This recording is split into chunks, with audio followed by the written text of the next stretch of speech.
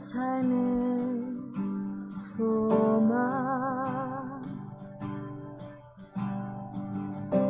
내가 바라는 당부,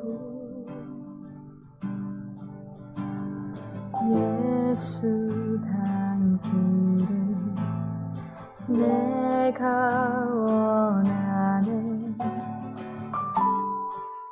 한없는 사랑,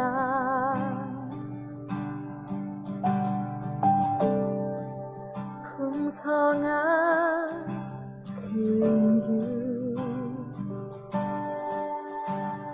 예수 닮기를 내가 원하네.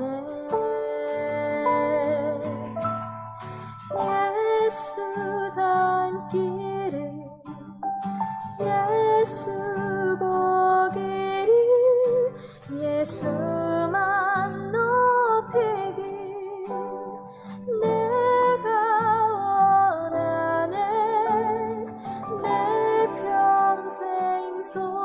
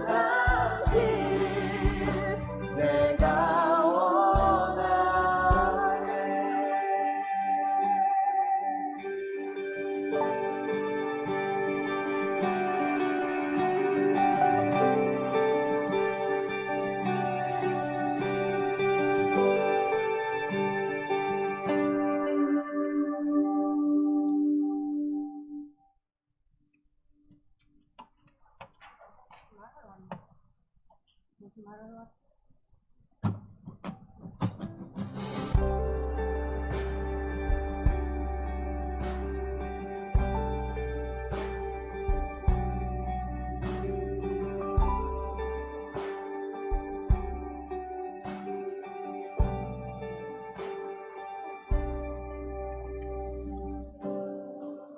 내 삶의 소망 내가 바라는 단풍 예수 닮기를 내가 원하는 한없는 사랑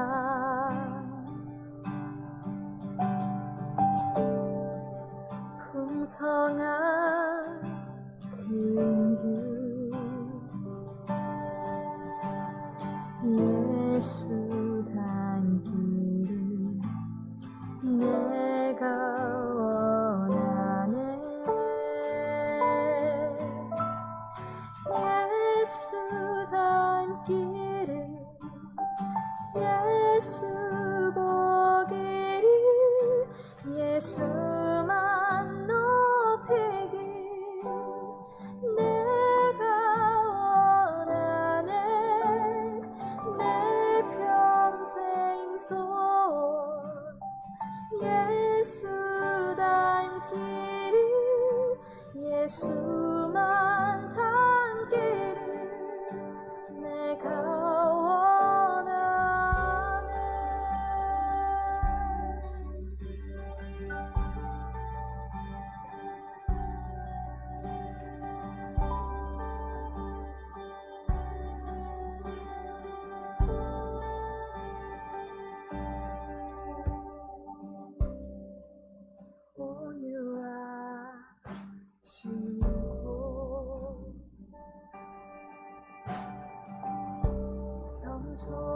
겸손하신 성품 예수 닮기를 내가 원하네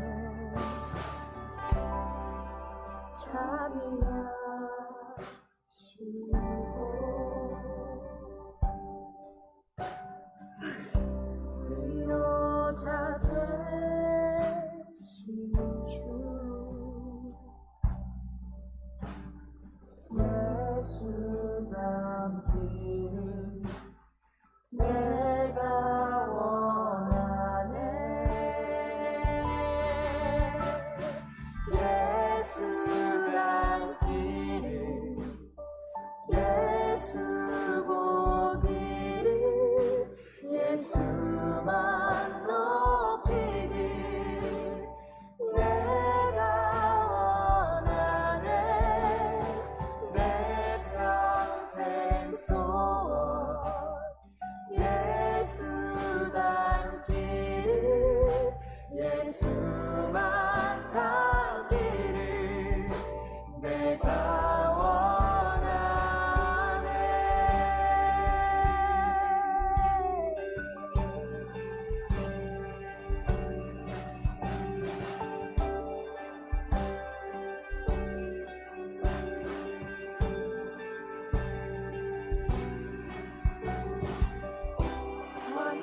완전하신 예수 새롭게 하시네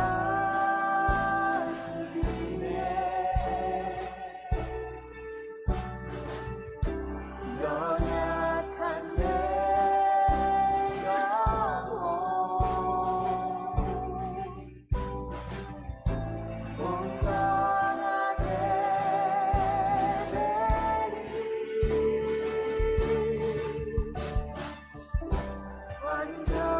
완전하신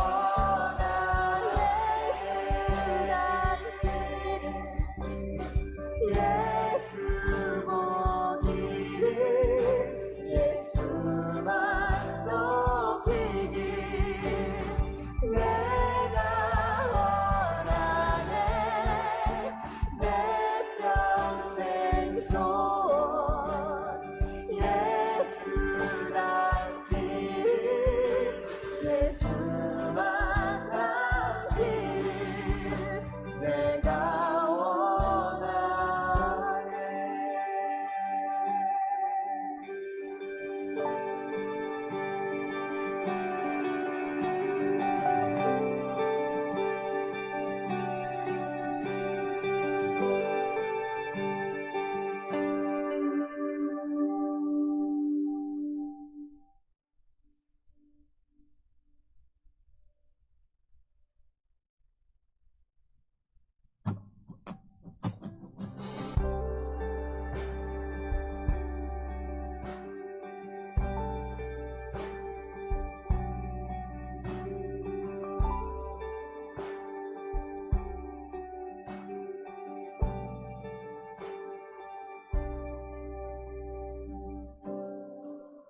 내 삶의 소망 내가 바라는 삶 예수 닮기를 내가 원하는 한없는 사랑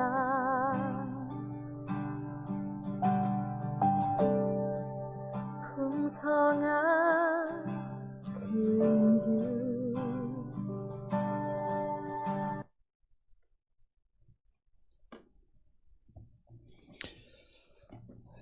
오늘 가정에서 또 예배당에서 함께 예배합니다. 오늘은 1월 17일 주연절 후 두 번째 주일입니다. 우리 다 함께 마음과 뜻과 정성을 다하여 하나님께 주님의 성령 찬양을 부르며 예배자로 나가겠습니다. 우리 예배당에서는 함께 일어나서 찬양하겠습니다.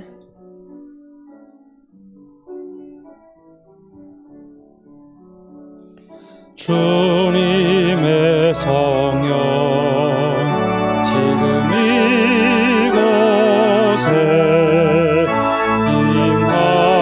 임하소서 임하소서 주님의 성령 지금 이곳에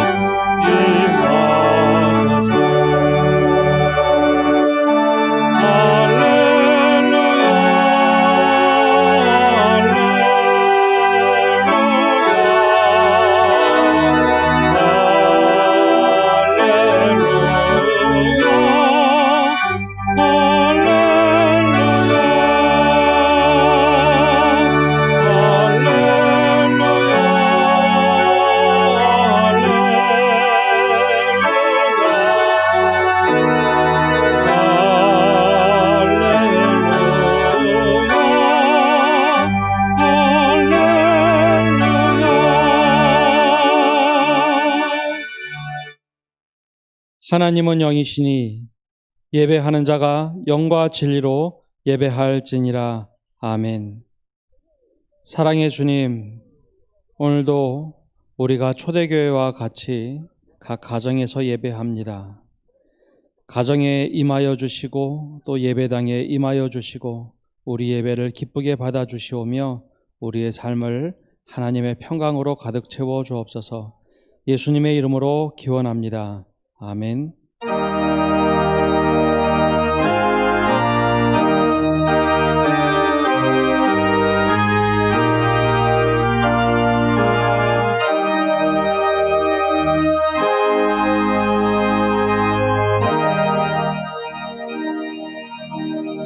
사도신경으로 신앙 고백하겠습니다. 나는 전능하신 아버지 하나님, 천지의 창조주를 믿습니다. 나는 그의 유일하신 아들 우리 주 예수 그리스도를 믿습니다. 그는 성령으로 잉태되어 동정녀 마리아에게서 나시고 본디오 빌라도에게 고난을 받아 십자가에 못 박혀 죽으시고 장사된 지 사흘 만에 죽은 자 가운데서 다시 살아나셨으며 하늘에 오르시어 전능하신 아버지 하나님 우편에 앉아 계시다가 거기로부터 살아있는 자와 죽은 자를 심판하러 오십니다. 나는 성령을 믿으며 거룩한 공교회와 성도의 교제와 죄를 용서받는 것과 몸의 부활과 영생을 믿습니다. 아멘.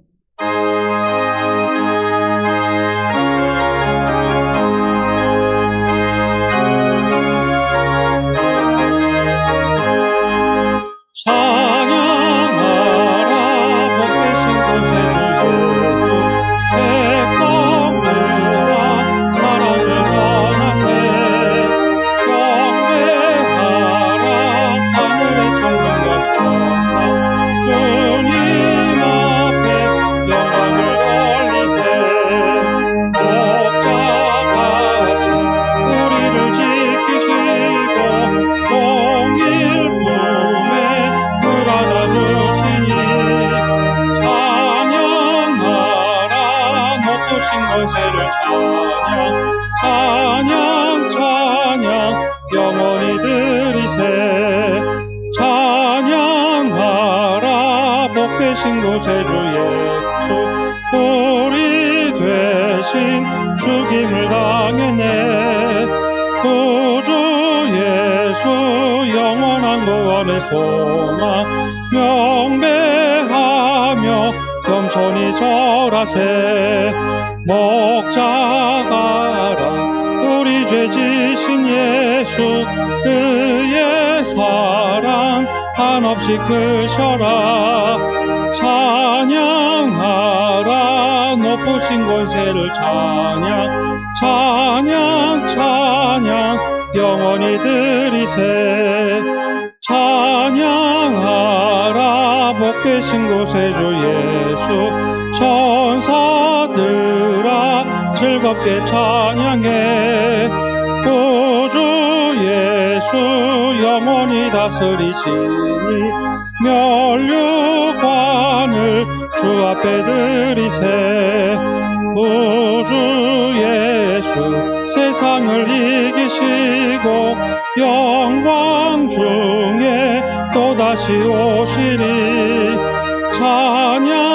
찬양하라 높으신 권세를 찬양 영원히 드리세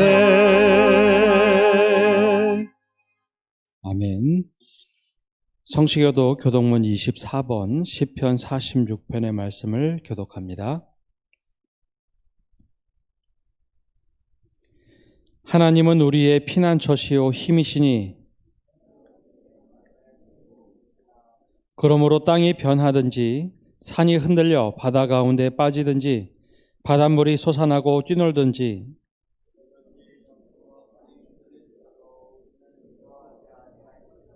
한 시내가 있어 나누어 흘러 하나님의 성 곧 지존하신 이의 성소를 기쁘게 하도다.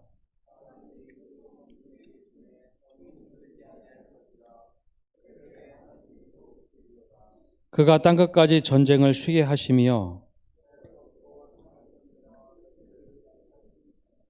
이르시기를 너희는 가만히 있어 내가 하나님됨을 알지어다.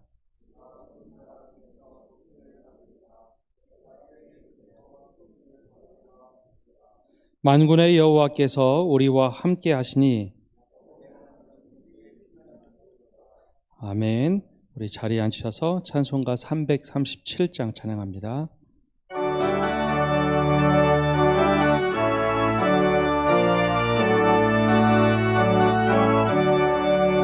내 모든 시험 무거운 짐을 주 예수 앞에 아뢰이면 근심에 쌓인 날 돌아보사 내 근심 모두 맡기시네.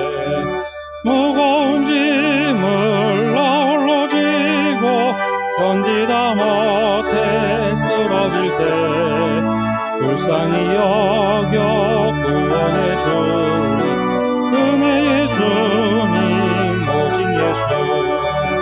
내 모든 괴로움 닥치는 환난 주 예수 앞에 아뢰이면 주께서 친히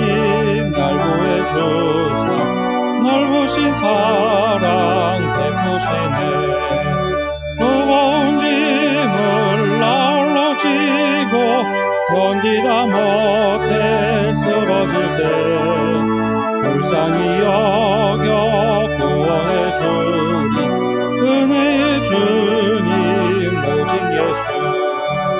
내 짐이 점점 무거워질 때 주 예수 앞에 아뢰이며 주께서 친히 날 구해주사 내 대신 짐을 져주시네. 무거운 짐을 나홀로 지고 견디다 못해 쓰러질 때 불쌍히 여겨 구원해 주니 은혜의 주님 오직 예수.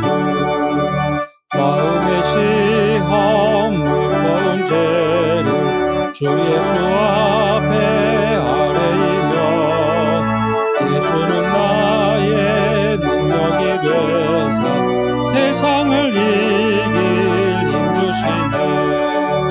무거운 짐을 나홀로 지고 견디다 못해 쓰러질 때 불쌍히 여겨 구원해 주리 은혜의 주님 오직 예수. 거룩하신 하나님, 높고 높은 보좌 위에서 낮고 천한 우리들을 위하여 돌보아 주시는 하나님, 이 시간 우리들을 주님의 정과 각 가정에서 예배 드릴 수 있도록 불러주심을 감사와 찬송으로 영광을 돌려옵니다. 새해들어 벌써 1월의 세 번째 주일입니다. 이 시간 우리의 예배가 진정으로 산제사가 되게 하여 주시고 주님 홀로 영광 받으시옵소서. 세상은 넓고 사람들은 많아도 정작 하나님께서 필요로 하신 사람들이 너무도 부족합니다. 바로건대 여기 우리들로 하여금 하나님의 일꾼들이 될 수 있도록 오늘 이 시간 아버지 앞에 머리를 숙인 우리들에게 예수님의 은혜와 사랑에 감사할 줄 아는 권속들이 되게 하여 주시옵소서. 세상 제약 가운데에서 살아갈 때는 주님의 은혜를 몰랐습니다. 제가 죄인 줄도 모르고 우리 마음대로 살면서도 그것이 떳떳하고 옳은 일인 줄로만 알았습니다. 그러나 이제는 주님의 귀하신 생명으로 우리를 아버지 앞으로 인도하여 주신 놀라우신 희생과 사랑을 느끼면서 날마다 주님 앞으로 한 발 한 발 더 나아가기만을 원하는 삶을 살고자 합니다. 이 한 주간 동안에 우리의 마음 속에 자리 잡고 있었던 안 좋은 마음은 모조리 제하여 주시옵고 예수님을 욕되게 하는 삶을 살지 않게 하여 주옵소서. 부족하고 어리석은 우리들로 인하여 십자가의 희생이 헛되지 않게 하여 주옵소서. 회개하지 못한 일은 지금 이 시간을 통하여 진실한 회개가 이루어지게 하여 주옵시고 혹여라도 남을 용서하지 못한 일이 있었다면 지금 용서할 수 있게 하여 주옵소서. 그래야 오늘 이 예배가 끝나고 문 밖을 나갈 때는 미움이 사랑으로, 슬픔이 기쁨으로, 원망이 희망으로 변하여지게 하여 주옵소서. 작고 초라한 이 생명들이 주님의 거룩하신 희생 앞에서 무엇을 원하고 찾아 헤매일 수가 있겠나이까? 오직 주님 곁을 떠나지 않고 주님께로부터 버림받지 않기만을 바랄 뿐입니다. 우리의 모든 죄를 다 용서하신 주님이시니 우리의 마음도 이제는 주님께서 인도하시고 운영하여 주시기를 바랍니다. 이 작은 생명이 살아 숨쉬는 그날까지 오직 거룩하신 하나님과 우리 주 예수님만 가슴에 안고 살 수 있게 하여 주시옵소서. 말씀이 육신이 되어 오신 주님, 우리들의 삶이 예수님을 닮아 말과 행동이 일치하는 삶을 살아갈 수 있도록 인도하여 주옵소서. 이 시간 주님의 사자를 통하여 말씀을 전하실 때 인간의 모습은 감추어 주시고 하나님의 성령으로 충만케 하시되 성령께서 능력의 장중에 붙들어 주시며 엘리야에게 주시던 영역을 변화하여 주옵소서. 말씀을 듣고 제약을 깨달아 회개의 역사에 있게 하시며 아버지 하나님을 뜨겁게 사랑하는 입술의 고백들이 있게 하옵소서. 할렐루야 중창단의 찬양을 존귀와 영광 받으시기 원하며 우리를 죄악에서 구원하신 우리 주 예수 그리스도 이름으로 간절히 기도드리옵나이다.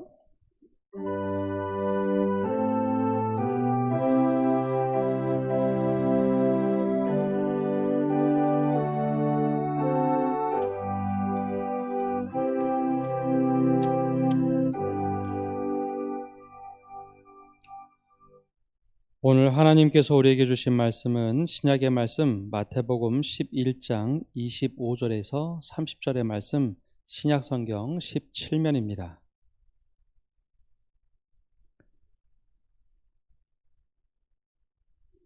이제 하나님의 말씀을 봉독합니다. 그때에 예수께서 대답하여 이르시되 천지의 주제이신 아버지여 이것을 지혜롭고 슬기 있는 자들에게는 숨기시고 어린 아이들에게는 나타내심을 감사하나이다. 옳소이다. 이렇게 된 것이 아버지의 뜻이니이다. 내 아버지께서 모든 것을 내게 주셨으니 아버지 외에는 아들을 아는 자가 없고 아들과 또 아들의 소원대로 계시를 받은 자 외에는 아버지를 아는 자가 없느니라. 수고하고 무거운 짐진 자들아 다 내게로 오라. 내가 너희를 쉬게 하리라.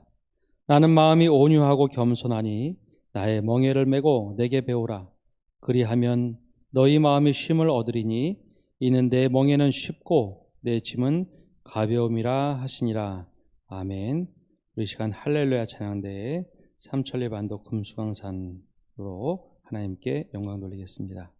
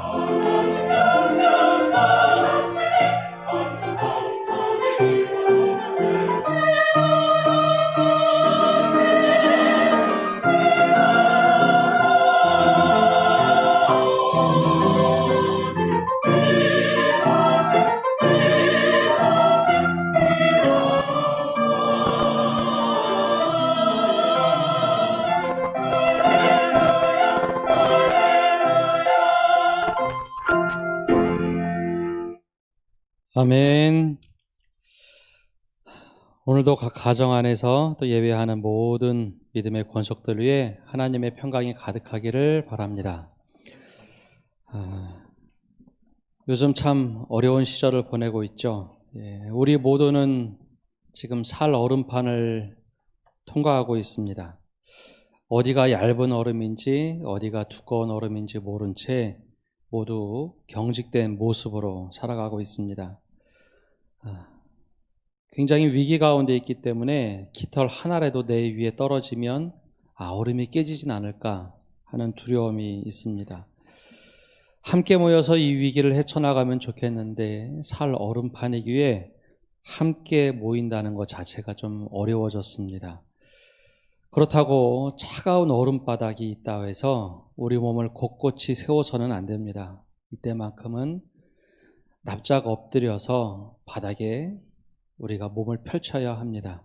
그래야 이 살 얼음판을 무사히 보낼 수 있습니다. 우리 주님께서 마치 광야에서 불기둥과 구름기둥으로 인도하셨던 것처럼 지금은 우리를 부르시는 음성으로 우리를 인도하십니다. 야, 이리로 와라. 야, 그쪽은 위험하다. 그렇게 말씀하고 계시죠. 우리가 주님께서 왜 함께 하시지 않느냐고 그때는 불평해서는 안 됩니다. 주님은 오늘도 여전히 우리가 어떻게 살아가야 할지 늘 부르고 계십니다. 그리고 우리는 그 음성을 잘 들어야겠습니다. 그리고 그 음성을 듣고 하나님께서 우리를 향해서 원하시는 길을 좀 바르게 한 팔을 쭉 펼쳐서 한 손을 끄집어내고 또 한 발을 또 열심히 당겨서 이 살 얼음판을 잘 헤쳐나가야겠습니다. 이것은 나 혼자만 가는 길이 아니고 우리 모두 함께 가는 길이기에 나 혼자 살아야겠다가 아니라 우리가 함께 살아갈 수 있는 그 삶을 취할 때 하나님께서 또 이 위기를 잘 극복할 수 있도록 인도해 주시리라 믿습니다. 그때 홀로 있는 것이 아니라 옆에 사람에게 힘차게 또 소리도 질러주시고 야, 힘내라 또 격려해 주시는 성도 여러분 되시기를 바랍니다. 오늘은 주님의 성품을 닮아가는 삶 세 번째로 온유와 겸손에 대하여 함께 말씀을 나누려고 합니다. 로마 신화에는 인간이라는 존재를 규정하는 이야기가 등장을 합니다. 우리 학명으로 인간을 부를 때 호모라는 단어를 쓰죠. 현재는 그 호모 사피엔스라고 하는데요. 이 호모라는 단어가 처음으로 로마 신화에 등장을 합니다. 근심의 여신이었던 쿠라가 물끄러미 물멍을 하고 있다가 흙으로 어떤 존재의 형상을 지어냈습니다. 그런데 이 형상이 그냥 움직이지도 않고 가만히 있자 여기에 생명이 불어넣었으면 좋겠다라고 생각을 하고 있던 도중에 주피터가 지나갑니다. 주피터에게 이야기를 해서 거기에 생명을 불어넣게 되죠. 주피터는 거기에 생기를 불어넣습니다. 근데 이 두 신들 간에 갈등이 생겼습니다. 과연 누구 것이냐? 이 살아있는 존재가 누구 것이냐라고 다투기 시작을 하죠. 그런데 이 다툼 속에 옆에서 물끄러미 바라보고 있던 땅의 여신 텔루스가 보니 야, 그 무슨 소리냐? 그거 내 몸에서 나왔으니 그 소유는 내 것이지 하고 이번엔 새 신들이 싸우기 시작합니다. 그러자 이 주피터가 고민을 하다가 판정관이었던 사투르누스라는 신에게 부탁을 합니다. 어떻게 해야 될지 판결을 내려주십시오. 그러자 그 사투르누스가 판결을 이렇게 내립니다. 그러면 공평하게 해보자.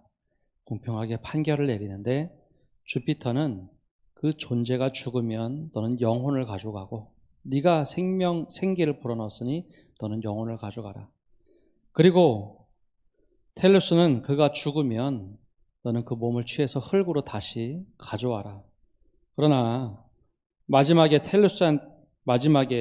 이 쿠라에게 이야기를 합니다. 너는 처음에 흙으로 빚었으니 너는 그 존재가 살아있는 동안에 그 존재를 네가 다스리되 그 존재는 너와 똑같은 근심을 가지고 평생 살아가는 존재가 될 것이다 라고 판결을 내려줍니다. 바로 그때 처음으로 인간이라는 개념 로마 신화에 등장을 합니다. 그것을 보고 호모, 영어로는 휴먼이라고 불렀죠. 이것은 당시 로마가 가지고 있던 인간이라는 세계관 속에서 바라본 모습입니다. 그래서 서양 세계관에도 이것이 고스란히 담겨져 있어서 인간을 근심하는 존재로 늘 생각을 합니다. 근데 인간이 근심이라는 것, 나 혼자만 가지고 있는 것이 아니라 늘 다른 존재에게 근심을 떠넘겨줍니다. 내 근심을 덜기 위해서 다른 존재에게 늘 근심이란 짐을 불어넣죠. 그러고 보면 우리가 시간이 흐르면 흐를수록 인생의 여정 속에 근심이란 짐 하나씩 하나씩 우리가 짊어지고 살아가는 것을 느낍니다. 어린아이들은 별로 근심이 없는 것 같아요. 어리면 어릴수록 근심이 별로 없습니다. 물론 각자 나름대로 가지고 있는 근심은 있겠지만 인생의 여정이 길어지면 길어질수록 인생의 코너를 돌 때마다 우리는 이 짐이라는 것을 하나씩 하나씩 어깨에 메고 살아갑니다. 너무 오랫동안 이 짐을 지어서 그런지 너무 당연한 것처럼 여기기도 하고 내가 짐졌다라는 것을 때로는 깨닫지도 못하고 무거움을 느끼지도 못한 채 살아가곤 합니다. 그러다 어느 날은 이 짐의 무게에 견디지 못해서 넘어지고 쓰러질 때 비로소 내가 너무 힘들다라는 것을 깨닫습니다. 그런데 우리가 그 짐을 내려놓을 줄을 모르죠. 오늘 이런 인생을 사는 우리 인간에게 예수님께서는 말씀하십니다. 수고하고 무거운 짐진 자들아 다 내게로 오라. 내가 너희를 쉬게 하리라. 오늘 주님께서 우리를 이렇게 초대하고 계십니다. 그리고 예수님께서는 온유와 겸손을 배우고 너희가 쉼을 취하라 라고 말씀을 하고 계십니다. 오늘 이 주님께서 내게 배우라고 했던 온유와 겸손을 배우며 과연 우리에게 무엇을 어떠한 쉼을 원하시는가 이 말씀에 더 한 걸음 깊이 나가고자 합니다. 예수님이 사셨던 시대는 정치, 경제, 사회 모든 면에서 많은 짐들이 있던 시대입니다. 특별히 그 시대는 정치적으로는 로마 시대입니다. 로마의 압제를 받았던 시대죠. 팍스 로마나라고 했던 시대로 로마의 식민지로 모든 것이 식민지 아래에 있었습니다. 이 팔레스틴 지역도 로마의 압제에 있었죠. 로마가 강력한 통치를 하면서 많은 세금을 요구하고 또 총독을 보내서 이스라엘을 다스렸습니다. 그러니 그 안에 살던 사람들은 로마가 주어진 짐을 다 동일하게 지고 살았습니다. 특별히 과중한 세금은 그들의 인생을 정말 피폐하게 만들었죠. 너무너무 힘들게 오랫동안 그렇게 살았습니다. 모두가 어깨에 커다란 짐을 지고 벗어낼 수 없는 이 짐을 지고 살았습니다. 그러나 그나마 다행인 것은 로마가 이 팔레스틴 지역에 허용한 일이 있습니다.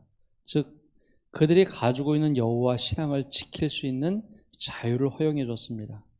그래서 그들은 절기가 되면 성전에 가서 예배도 드리고 회당에 모여서 말씀을 가르치고 배우기도 했죠. 이것만큼은 그 무거운 짐을 견딜 수 있는 잔 근육이었습니다. 우리가 하나님 믿으면서 이것을 그나마 감내할 수 있겠다라는 자유였죠. 그것은 한 줄기 빛이었습니다. 그러나 신앙을 지키기 위해서 그들은 스스로 짐을 하나씩 새롭게 만들어냈습니다. 신앙이라는 짐이었습니다. 신앙이 무슨 짐일까 하지만요. 그들은 곳곳에 하나님을 믿는다고 하고 또 하나님께서 주신 자유를 잘못 이해를 했습니다. 모세에게 율법을 주시며 하나님을 사랑하는 법, 또 사람과 사람 사이에 사랑하며 살아가는 최소한의 법을 주셨는데 그들은 하나님께 온전한 삶을 드리지 못하고 하나님께 등을 돌린 채 살아가자 하나님께서 벌을 내리시죠. 또 심판도 하셨습니다. 그러자 그들이 생각한 것은 하나님을 사랑하고 이웃을 사랑하는 그 율법에 오히려 사로잡혔습니다. 하나님과 관계와 인간의 관계, 사랑의 관계를 위해서 율법을 주셨는데 그 관계는 다 사라진 채 이것 율법을 잘 지키면 하나님께 인정받는 것 아닌가 해서 613개나 되는 율법을 스스로 만들었습니다. 이것을 보고 장로의 유전이라고 부릅니다. 수많은 것들을 만들어서 사람들을 옥죄었죠. 야, 하나님과의 관계가 깨어져도 이제는 이 율법을 지키면 돼 라고 율법의 짐을 점점 사람들에게 올려놨습니다. 율법은 사람들을 자유케 하지 못합니다. 예수님께서 말씀하셨던 것처럼 너희가 진리를 알지니 진리가 너희를 자유케 하리라 하셨던 그 말씀의 뜻을 잘 이해하지 못한 채 그들은 율법이란 것을 지고 살았습니다. 믿음하면 우리를 죄에서 자유케 하시는 것인데 오히려 유대인들은 율법의 굴레 아래 살았죠. 그래서 은혜보다는 율법이 더 중요했습니다. 종교가 사회를 지배했고 모든 것은 짐이 되어버렸습니다. 여기에 현실적인 짐도 있었죠. 그 당시에는 계급 사회였고 또한 경제적 어려움이 있던 시대입니다. 귀족들은 고리대금을 참 많이 했습니다. 세금을 내도록 돈을 빌려주고 세금을 걷어가고 그리고 그것을 가지고 다시 고리대금하고 절대 동족끼리는 노예 삼지 말라고 했는데 노예를 삼는 일도 종종 있었습니다. 서민들의 흔히 말한 등골을 빼먹는 일이 너무 많아졌죠. 서민들은 또 글씨도 몰랐습니다. 그러니 잘 속았죠. 당시에 먹을 것도 풍족하지 않고 굶주리기 일쑤였습니다. 그래서 오병이어의 사건을 보면 오병이어의 기적은 모세가 함께했던 시대에 만나가 내려오듯이 하나님의 놀라운 역사가 이루어진 사건입니다. 그런데 이 이면에는 오병이어 사건 이후에 수많은 사람들이 주님을 따라 나섭니다. 그 이유 중에 하나가 굶주림을 해결해 주셨기 때문입니다. 하루에 한 끼 혹은 두 끼밖에 못 먹던 이들에게 예수님과 함께하니 먹을 것이 쏟아져 나온 그 놀라움을 보고 많은 사람들이 예수님을 따랐습니다. 그만큼 경제적으로 정말 어려운 시대, 즉 짐이 있던 시대입니다. 근데 이 구조들을 자세히 뜯어보면 사람과 사람 사이에 막 얽혀서 서로에게 짐을 지어주던 시대입니다. 또 그것이 괜찮은 것 같았습니다. 경제적으로, 종교적으로, 정치적으로 누군가 다른 사람에게 자꾸 그 근심의 짐을 사람들에게 부여했죠. 예수님께서는 이 모습이 너무나 안타까웠습니다. 목자 없이 유리하는 양과 같다라고 표현할 정도로 그 인생들이 너무나 불쌍하고 안쓰러웠습니다. 그래서 예수님께서 선포하신 것은 하나님의 나라였습니다. 하나님의 나라는 이런 것이다. 회개하라, 천국이 가까이 왔다. 즉 하나님의 나라가 가까이 왔다라고 선포하시며 하나님 나라 이야기를 그렇게 많이 해주셨죠. 산상수훈을 통해서 하나님 나라 이야기를 하셨습니다. 그래서 하나님의 나라는 의와 평강과 희락이 넘치는 곳이고 하나님의 나라는 하나님 밑에 있는 모든 인간들은 다 동등하고 평등한 존재다. 누가 누구에게 짐을 지어주는 그런 것이 바른 것이 아님을 분명히 얘기해 주셨습니다. 그렇게 예수님께서 오셔서 하나님 나라를 선포하시고 말씀을 가르치시고 기적을 베푸셨습니다. 그런데 웬걸요? 그것 때만 반짝거리던 사람들이 있었고 그럼에도 불구하고 믿지 못했던 사람들이 있습니다. 아무리 그 놀라운 기적을 베풀어도 그들이 깨닫지 못하고 회개하지 못하자 예수님께서 불같이 화를 내신 적이 있습니다. 바로 20절에 예수님께서 오늘 말씀 바로 앞에 이런 말씀을 하십니다. 예수께서 권능을 많이 행하신 고울들이 회개하지 아니하므로 그때에 책망하시되, 하나님 나라를 알려주시고 하나님 나라에 이루어질 만한 일들, 즉 병든 자를 치료하셨을 때, 또 기적과 표사를 베푸셨을 때 벳세다, 고라신, 가버나움에 있는 많은 땅들은 회개하지 않았습니다. 왜냐하면 우리가 살아오던 방식, 그것이 옳다라고 생각을 했던 것이죠. 그러자 그렇게 불같이 화를 내셨습니다. 야, 만약에 소돔과 고모라에 내가 지금 베푼 이 기적이 있었다면 그들 다 회개했을 것이다 라고 화를 내셨죠. 그리고 나서 반대로 하신 말씀도 있습니다. 그것이 오늘 말씀 읽었던 25절에 등장을 합니다. 25절 말씀 우리 함께 읽어보겠습니다. 그때에 예수께서 대답하여 이르시되, 천지의 주제이신 아버지여, 이것을 지혜롭고 슬기 있는 자들에게는 숨기시고 어린 아이들에게는 나타내심을 감사하나이다. 아멘. 이게 무슨 얘기인가 하면 벳세다 고라신 혹은 가버나움 땅들에게 그렇게 책망을 하셨던 이유는 그들이 바뀌지 않았기 때문입니다. 동시에 바뀌지 않았던 한 무리가 있었는데 바로 지혜롭고 슬기 있는 자들이다라고 말씀하고 계십니다. 근데 이게 우리 상식과는 다른 것이죠. 지혜롭고 슬기 있는 사람들이면 당연히 하나님의 지혜를 가지고 있기에 뭔가 바뀌어야 하고 하나님의 뜻을 잘 분별해야 하는데, 여기서 말하는 지혜롭고 슬기 있는 자들은 바리새인과 사두개인들을 지칭하는 이야기입니다. 그들은 말씀을 듣고 기적을 보아도 믿지 않았습니다. 왜냐하면 내가 살아온 방식이 맞다고 생각을 했습니다. 이 짐을 지고 살아도 이 짐을 남에게 전가하고 남에게 이것을 휘두르면 된다고 생각을 했던 것이죠. 내 인생이 맞다고 생각을 했기 때문에 주님께서 말씀하셔도 하나님이 숨겨 있어서 보이지 않는 겁니다. 반대로 어린아이들과 같은 사람들이 있었어요. 그 사람들은 스펀지 같은 사람들입니다. 예수님이 한 말씀 하시거든 아니면 기적을 베푸시면 그것을 스펀지처럼 확 흡수하는 사람들이었습니다. 그들에게는 지혜와 슬기보다는 오히려 흡수력이 더 강해서 판단하지 않았습니다. 주님의 말씀이라면 그것을 확 흡수해서 내 것으로 취했죠. 그러니 숨겨있던 하나님이 보이시는 겁니다. 숨겨 계신 하나님이 아니라 하나님의 계시가 그들에게는 활짝 열려서 보이기 시작한 겁니다. 바로 그러한 가운데 주님께서 말씀하신 것이 28절에 말하는 수고하고 무거운 짐진 자들아입니다. 사실 우리는 이 말씀을 이 28절과 30절만 똑 떼내어서 보기를 원합니다. 나에게만 하시는 말씀. 야, 내 인생 수고했으니 너 수고하고 무거운 짐진 자들이구나 라고 하셨던 그 음성만 듣기를 원하는데요. 사실 이 앞 배경에는 이런 배경들을 가지고 있습니다. 종교적으로 짐을 지운 사람들, 정치적으로, 사회적으로, 경제적으로 수많은 짐을 지었던 사람들, 또 짐을 지고 가는 사람들, 아무리 이야기를 들어도 깨닫지 못했던 바리새인들과 사두개인들, 그런 모든 사람들의 이야기를 다 하고 나셔서 28절에 이야기하십니다. 우리 28절부터 30절까지 다 함께 다시 읽어보겠습니다. 수고하고 무거운 짐진 자들아 다 내게로 오라. 내가 너희를 쉬게 하리라.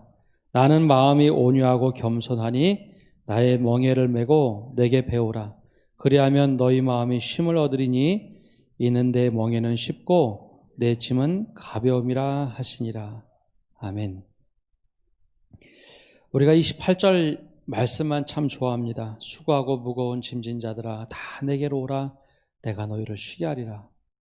근데 이 말씀을 하시고 이어서 하신 말씀은 나는 마음이 온유하고 겸손하니 나의 멍에를 메고 내게 배우라. 그리하면 너희 마음에 쉼을 얻으리라 라고 말씀을 하고 계세요.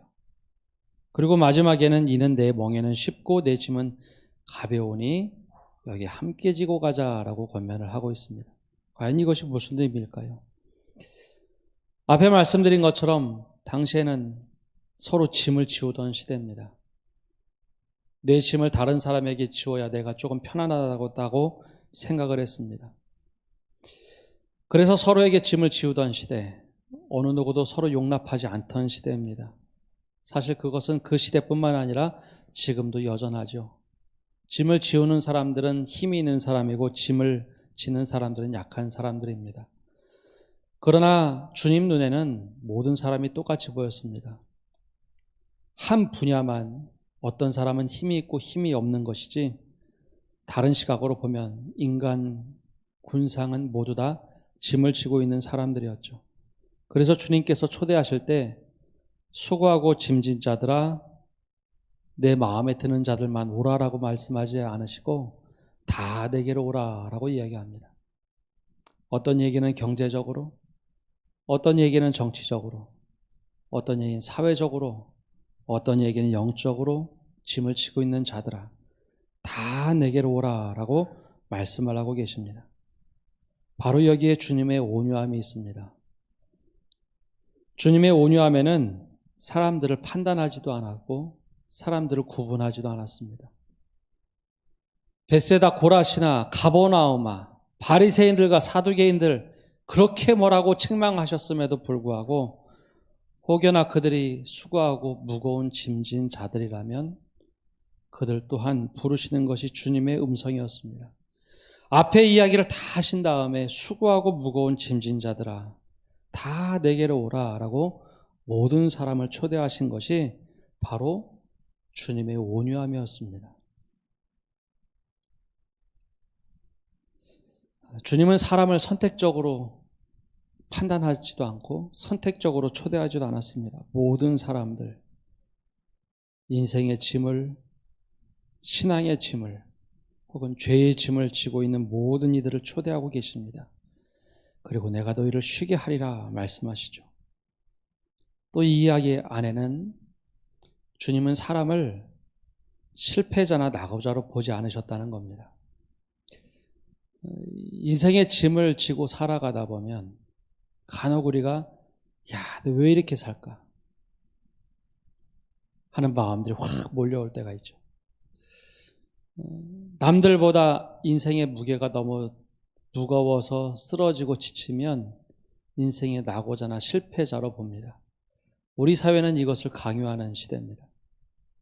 뒤처지거나 쓰러지면 야, 저 사람 저렇게 넘어졌구나.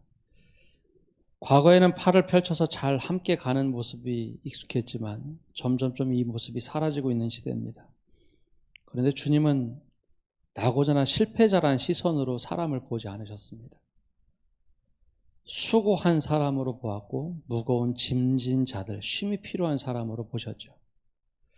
수고했다라고 하는 단어에는 지쳐서 모든 것이 타버렸다라는 뜻이 있습니다.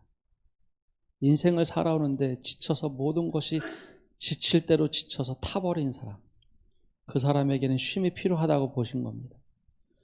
너무 무거워서 어쩔 줄 모르는 사람들에게 쉼이 필요하다라고 보시고 목자 없는 양처럼 유리하는 그들을, 아니 우리를 부르고 계십니다.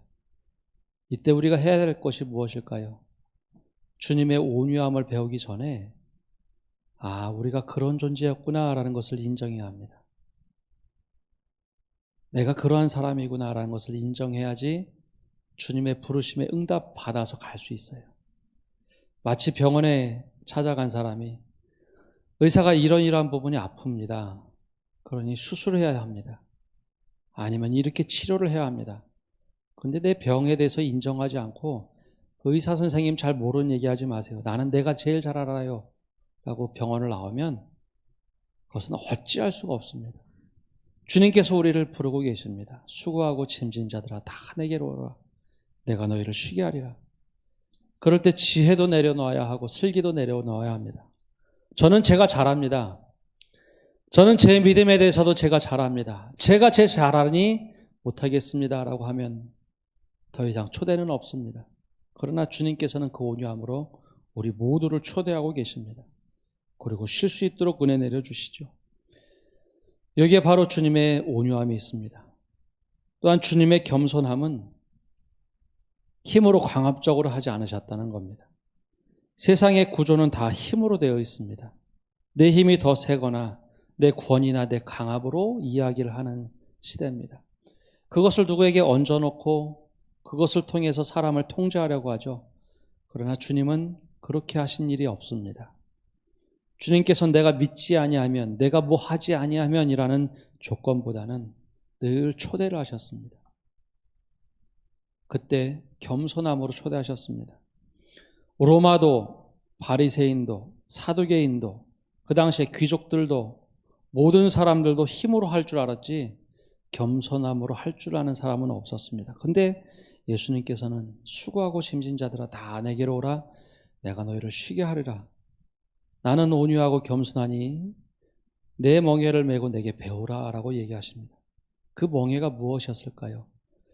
원래 그 멍에라는 단어는 율법을 지칭하는 말이었습니다. 바리새인들과 사두개인이 가지고 있는 율법과 예수님이 말씀하신 율법이 달랐을까요? 동일했는데 해석이 달랐습니다. 종교적 짐을 쥐었던 사람들은 정죄의 칼을 가지고 율법을 해석했다면 예수님은 늘 사랑으로 율법을 해석하고 율법을 완성했죠. 바로 이것이 달랐습니다. 종교적으로 짐을 지우는 것이 아니라 자유를 주시고 사랑을 주셨던 것이 예수님이었죠. 그래서 예수님께서는 말씀하십니다. 수고하고 짐진 자들아 다 내게로 오라. 내가 너희를 쉬게 하리라. 그렇게 말씀하시고 내 멍에는 쉽고 내 짐은 가벼움이다 라고 말씀하십니다. 우리가 이 말씀을 좋아하는 이유는 쉼을 주기 때문입니다. 그래서 주님 안에 있으면 이젠 아무것도 안 하고 쉬면 된다라고 생각하는데 그건 28절까지만 읽은 것이고요. 30절의 말씀은 조금 더 나갑니다. 내 멍에는 쉽고 내 짐은 가벼움이다 라고 말씀하고 계시죠. 그래서 내 멍에를 지고 배우라. 그것이 내 마음에 쉼을 준다라고 말씀하고 계십니다. 그럼 이것은 무슨 의미일까요? 주님께서 내 멍에는 쉽고 내 짐은 가벼움이다 라고 할 때 이 쉽다라는 단어는 두 가지 의미를 가지고 있습니다. 당시 멍에는 혼자 지고 가는 멍에가 아니라 둘이 지고 가는 멍에였습니다. 이미 예수님께서 우리의 짐을 지고 멍에를 메고 계시다라는 겁니다. 야, 지금까지 너 혼자 왔으면 나를 의지하고 내가 이제 부르고 있으니 나와 함께 그 짐을 지고 가자라는 겁니다. 그것을 내가 응답하고 받아들일 때 주님께서 내 짐을 함께 지고 가시는 분이 되시는 겁니다. 인생의 짐, 영적인 짐, 모든 것들을 다 주님 앞에 내어놓으니 주님과 함께 짐을, 주님의 멍에를 지고 가는 겁니다. 지금까지 내가 홀로 지는 짐이었다면 이제는 나와 함께 멍에를 매자. 또 가볍다라는 뜻에는 아주 매끄럽게 멍에를 다듬어 놨다는 뜻이 있어요.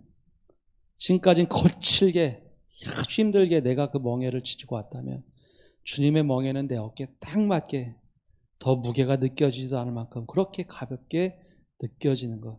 그래서 내 멍에는 가볍고 내 짐은 가벼움이라. 내가 이야기하는 것은 함께 지고 가는 것이기에 괜찮다라고 말씀하고 계십니다. 우리에게 주님께서는 온유와 겸손으로 다가오셔서 부르시고 계십니다. 수고하고 짐진 자들아 다 내게로 오라. 내가 너희를 쉬게 하리라.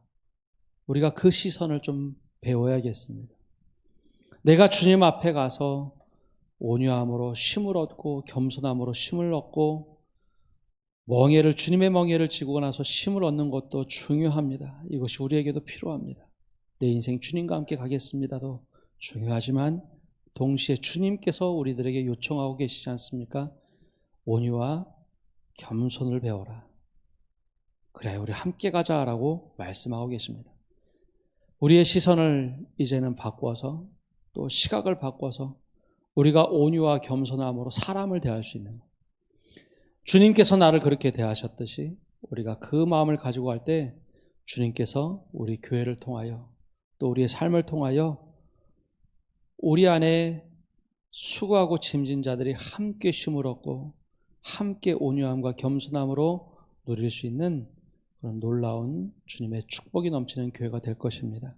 우리 성도님들 다 이 은혜를 가지고 살아가기를 간절히 바랍니다. 우리 시간에 함께 찬양하기를 원합니다. 우리 예수 닮기를 함께 찬양하고 기도하겠습니다.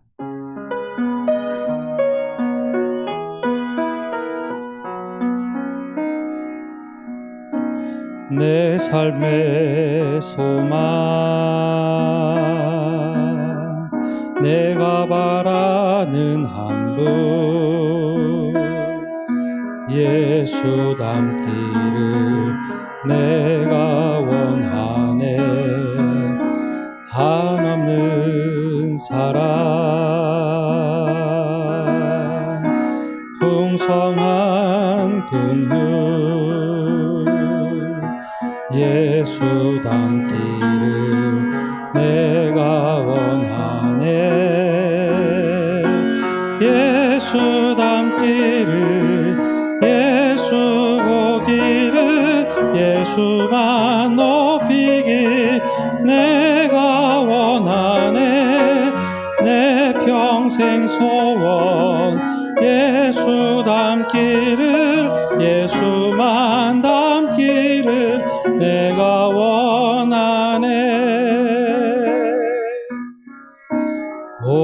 겸손하시고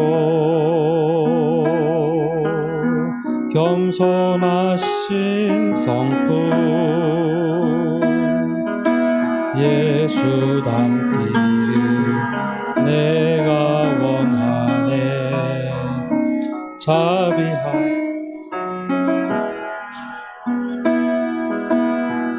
위로자 되신 주 예수 닮기를 내가 원하네. 예수 닮기를 예수 닮기를 예수 보기를 예수만 높이길 내가 원하네. 내 평생 소원 예수 닮기를 예수만 닮기를 내가 원하네. 우리 시간 기도하며 나갑시다. 먼저 수고하고 짐진 자들아 다 내게로 오라 말씀하시는 그 주님의 초대에 내가 인정하고 주님, 제가 주님의 초대에 응하겠습니다. 내 지혜와 슬기를 의지하는 것이 아니라 주님께 다 내려놓고 나가겠습니다. 우리 고백하며 기도합시다. 또한 이 시간 주님의 온유와 겸손을 배우겠다고 우리 기도하며 나갑시다. 하나님, 내가 먼저 판단하고 내가 먼저 재단하고 사람을 바라보는 것이 아니라 주님의 온유로 사람을 바라보게 하여 주옵소서. 주님의 시선처럼 또한 겸손함으로 사람을 대할 수 있는 은혜를 주옵소서. 주님께서 나에게 온유와 겸손함으로 대하셨듯이 우리도 온유와 겸손함을 가지고 살아가도록 하나님 힘을 주시고 용기를 부어 주옵소서. 우리 고백하며 간절한 마음으로 기도하며 나가겠습니다. 하나님 아버지, 이 시간 기도하며 나갑니다. 주님, 우리가 수고하고 짐진 것 주님께서 다 하시고 우리를 초대해 주심에 감사를 드립니다. 하나님, 어린아이와 같이 그것을 다 스펀지처럼 흡수할 수 있는 은혜를 허락하여 주옵소서. 하나님, 내가 지혜롭다고 내가 슬기롭다고 하나님 내 판단으로 살아가는 이 존재에서 하나님의 그 초대에 너 수고했구나, 너 너무 무거운 짐을 졌구나, 다 내게로 와라 라고 말씀하실 때 제가 그런 인생입니다 라고 고백하며 주님께 나갈 수 있는 은혜를 허락하여 주옵소서. 내가 판단하고 하나님 교만한 채로 살아가는 것이 아니라 온유하고 겸손하게 하여 주옵소서. 그래야 주님의 음성을 듣고 나갈 수 있도록 은혜 내려주시옵소서.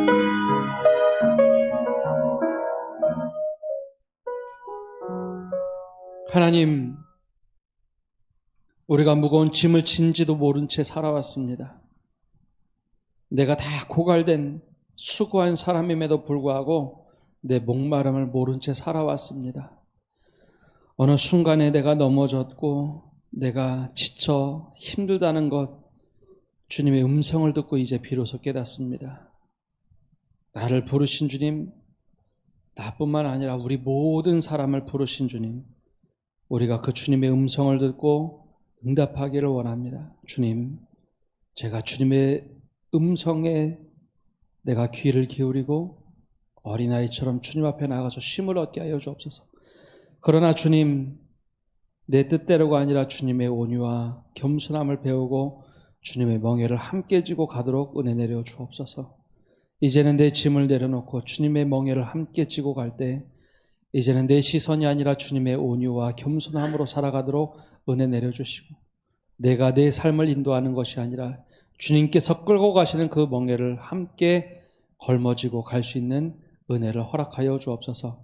그 은혜 속에 잠잠히 거하며 살아가는 저희 모든 성도들 되도록 축복하여 주옵소서. 예수님의 이름으로 기도합니다. 아멘. 우리 다 함께 일어나셔서 633장 부르며 봉헌하겠습니다.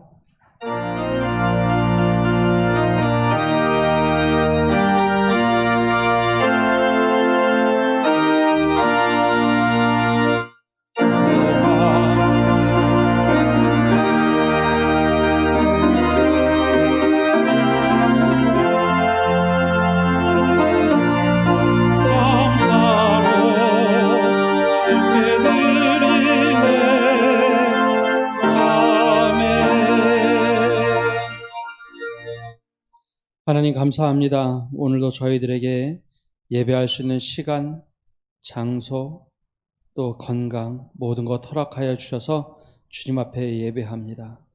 또 예배당에서 예배하는 모든 믿음의 권속들, 또 가정에서 예배하는 모든 믿음의 식구들 주님께 감사한 마음으로 예배하오니 우리 예배 기쁘게 받아주시고 우리의 삶도 주님께서 인도하여 주옵소서. 주님께 정성껏 예물을 드립니다. 예물을 드리는 손길들 하나님께서 기억하여 주시고 축복하여 주옵소서. 그 가정, 직장, 사업장 모든 곳에 하나님께서 함께해 주시고 하나님의 평강으로 덧입혀 주옵소서. 하나님이 예물이 쓰이는 곳곳마다 하나님의 나라가 임하게 하여 주시고 하나님의 온유와 겸손함이 차고 넘치게 하여 주옵소서. 하나님 이 시간 간절히 모든 성도들의 삶을 위해서 기도합니다. 살얼음판을 걷고 있는 우리의 인생에 주님께서 함께 하시고 말씀하셔서 우리가 위기를 잘 넘길 수 있도록 하나님 선한 방향을 알려주시고 선한 길을 인도하여 주옵소서. 그때 두렵고 떨리는 마음을 다 잠재하게 하여 주시고 주님의 음성만 듣고 갈 수 있는 저희 되게 하여 주옵소서. 그래 평안과 하나님 감사 속에서 위기를 극복해 갈 수 있도록 은혜 내려 주옵소서. 하나님 외지로 해외로 군대로 흩어져 있는 모든 성도들 또한 기억하여 주시고 주님의 장중에 안아 주옵소서. 모든 것 주님께 맡겨드리며 예수님의 이름으로 기도합니다. 아멘.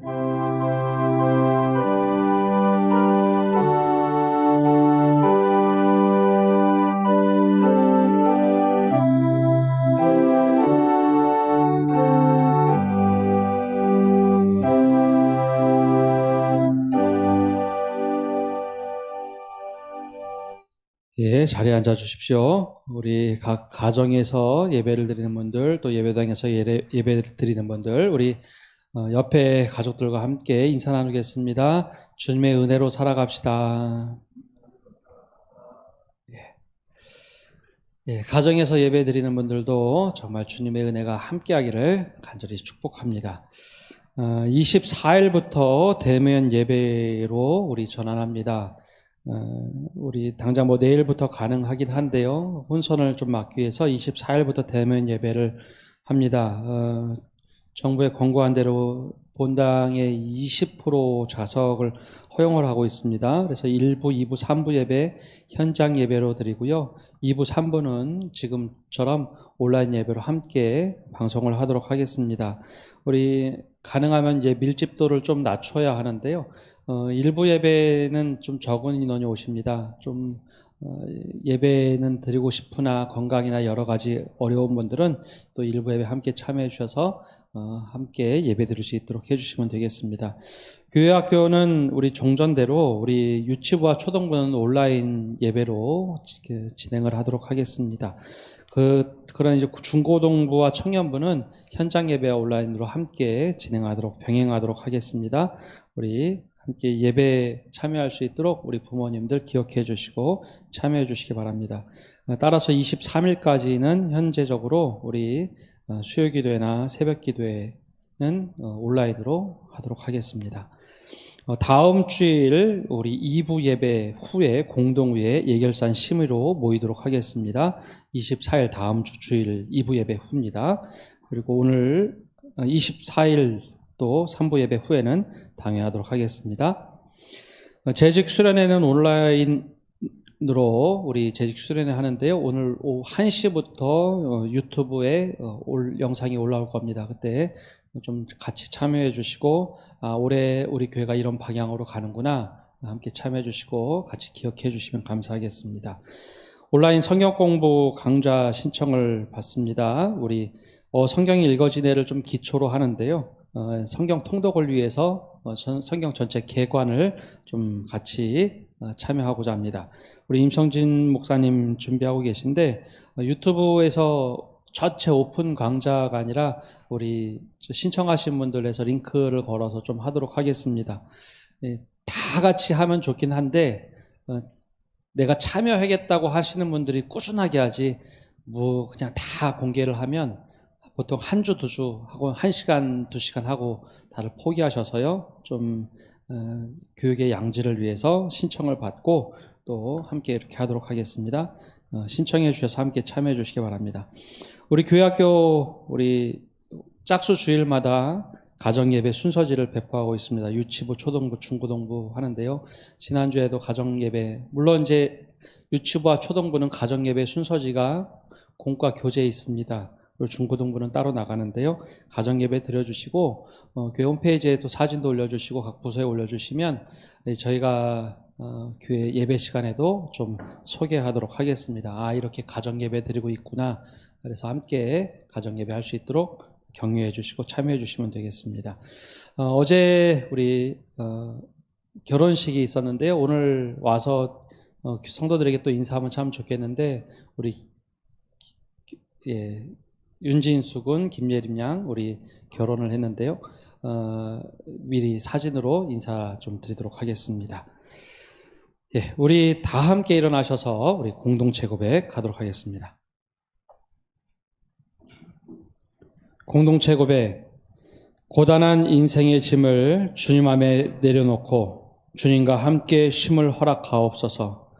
주님의 멍에를 함께 메고 주님의 온유와 겸손을 따라 살게 하옵소서. 아멘.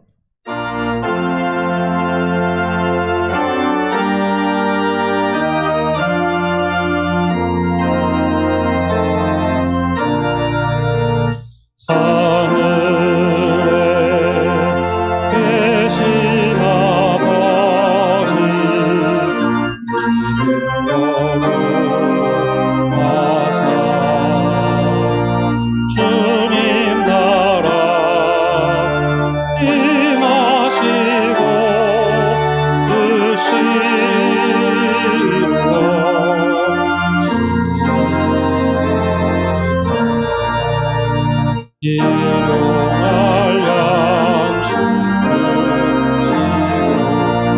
우리들의 큰 죄 방용사옵시고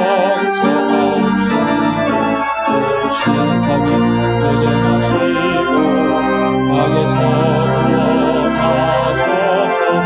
내게 주의 나라 주의 권세 주의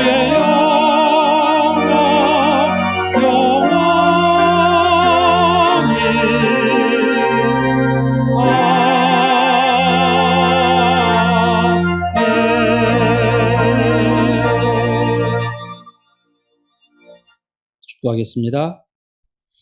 주님이 그대 앞에 계셔서 그대에게 바른 길 보이시기 바랍니다. 주님이 그대 곁에 계셔서 그대를 팔로 껴안아 지키시기 바랍니다. 주님이 그대 뒤에 계셔서 그대를 못된 사람들의 흉계에서 보존하시기 바랍니다. 주님이 그대 아래 계셔서 그대가 떨어지면 받아주시고 그대를 덫에서 끄집어내시기 바랍니다. 주님이 그대 안에 계셔서 그대가 슬퍼할 때에 그대를 위로하시기 바랍니다. 주님이 그대 둘레에 계셔서 그대를 남들이 덮칠 때 막아주시기 바랍니다. 주님이 그대 위에 계셔서 그대에게 복 주시기 바랍니다. 이처럼 은혜로우신 하나님이 그대에게 복 주시기 바랍니다. 이제는 예수 그리스도의 은혜와 아버지 하나님의 크신 사랑과 성령님의 교통하심과 위로하심이 오늘 예배를 드리며 주님, 제가 많은 짐을 주님 앞에 넣어놓습니다. 주님의 부르심에 응답하겠습니다. 온유와 겸손을 가지고 살아가겠습니다. 다짐하는 모든 믿음의 권속들 위해, 그리고 가정에서 예배하는 모든 믿음의 식구들 위해, 온 세계에 있는 아픔과 슬픔에 있는 모든 이들과 선교사들 위해 이제로부터 영원까지 함께 하시기를 간절히 축원하옵나이다. 아멘.